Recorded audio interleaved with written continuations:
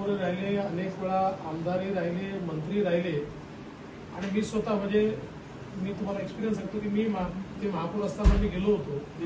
मी एक दिवसभर त्यांच्यासोबत इंदोरमध्ये फिरलो.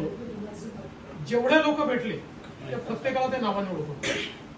त्यांच्या ऑफिसमध्ये, बाहेर, रस्त्यावर, जिथे कुठे प्रत्येकाला ते नावाने ओळखत. आणि कैलासजींची खासियत अशी आहे की ते इलेक्शन एक्सपर्ट आहेत.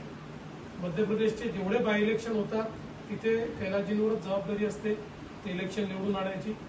सगळ्यात महत्वाचं बंगालमध्ये जे परिवर्तन आपण सगळ्यांनी बघितलं ते कैलासजींनी तिथे जवळजवळ वर्ष 2 वर्ष बसून राहिले बंगालमध्ये. आणि बंगालमध्ये तर इतकं त्यांच्यावर जानलेवा हमला झाला, त्यांच्यावर केसेस झाल्या, तरी देखील कैलासजींनी तिथे पूर्ण पक्ष उभा केला आणि ती निवडणूक त्या ठिकाणी लढवली. त्यामुळे खरं म्हणजे इतक्या मोठ्या लेवलचे नेते आपल्याला नागपूर आणि आपल्या भागाकरता दिलेले आहेत.